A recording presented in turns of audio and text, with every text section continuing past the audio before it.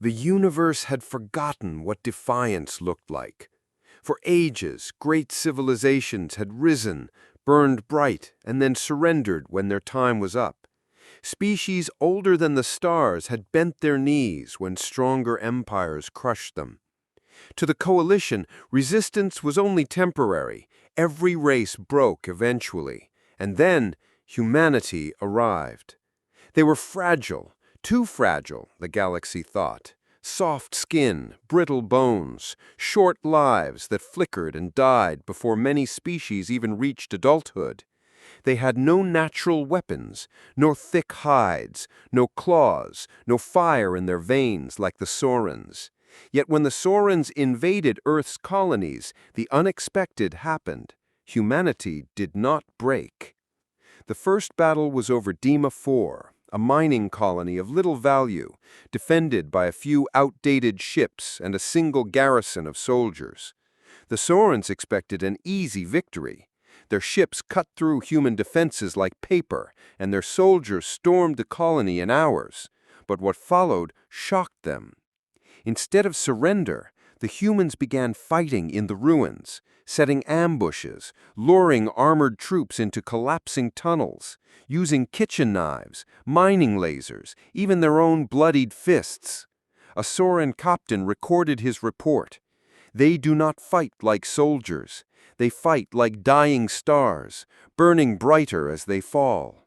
It is not rational. It is terrifying. Among those survivors was Elias.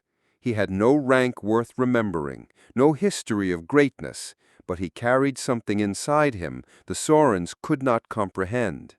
When his squad was annihilated, he kept moving. When he was wounded, he crawled. He dragged civilians to safety while the city burned, even when he could barely stand. 3 times he was captured, and 3 times he escaped. The Sorrens learned to fear his name, not because he was invincible, but because he simply refused to stop.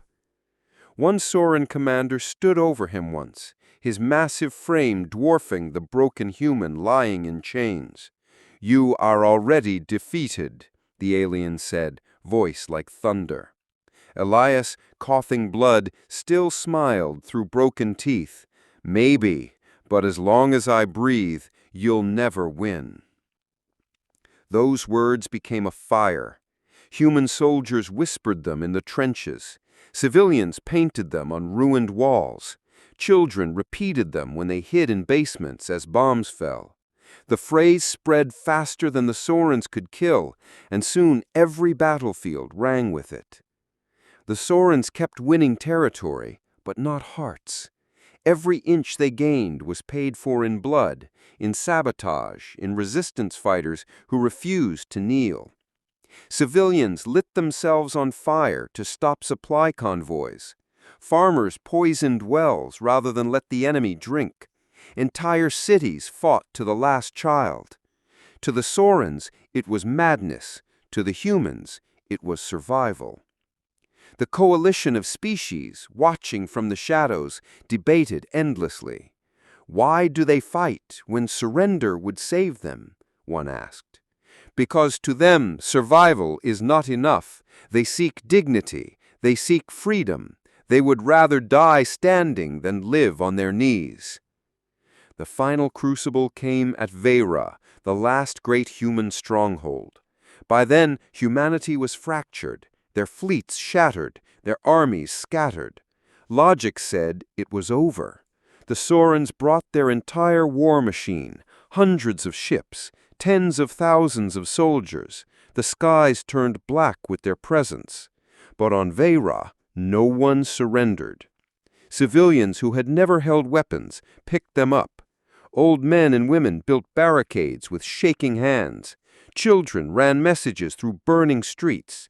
Every breath of air was thick with smoke and determination.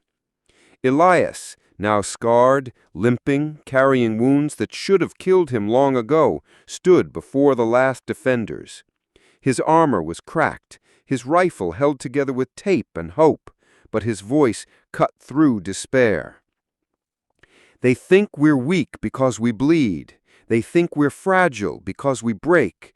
but every scar we bear is proof that we survived what should have ended us. Look around you. We are not dead yet, and as long as one of us stands, humanity will never kneel." The final battle began. The Sorrens pushed forward with overwhelming force, their machines crushing streets, their soldiers advancing like an unstoppable tide. But every corner exploded with resistance. Every alley hid traps. Every rooftop had snipers. When weapons broke, humans fought with their bare hands. When they fell, they dragged enemies down with them. A Sorren soldier, hardened by decades of conquest, froze in the middle of the fight. He had just driven his blade through a man's chest, yet the dying human grabbed his wrist, pulled him closer, and whispered with blood on his lips, "You'll never break us." That soldier, shaken, stepped back in fear, not of death, but of something he couldn't kill. The battle raged for days. Streets became rivers of ash and fire. Towers crumbled. Entire districts disappeared under bombardment, but the humans still fought. Some even laughed through their pain, smiling at the enemy as if daring them to try harder. The Sorrens, for the first time in their history, hesitated. They looked into human eyes and saw not prey, not weakness, but something far more dangerous, unyielding will. It was then that the coalition finally intervened. They had seen enough.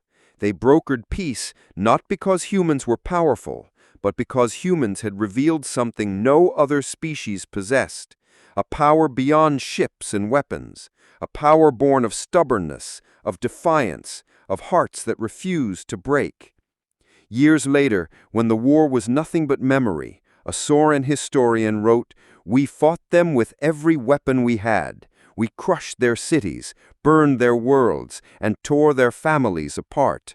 Yet we never won, because victory is not measured in battles, but in the breaking of souls, and humanity's soul cannot be broken." And so, across the galaxy, humans earned their place not by strength, not by brilliance, but by willpower alone. The will to fight when hope was gone. The will to rise when they had fallen 1,000 times. The will to defy the impossible.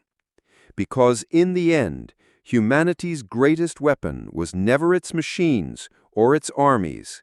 It was the simple, terrifying truth that even in silence, even in ashes, even at the edge of extinction, humanity rises.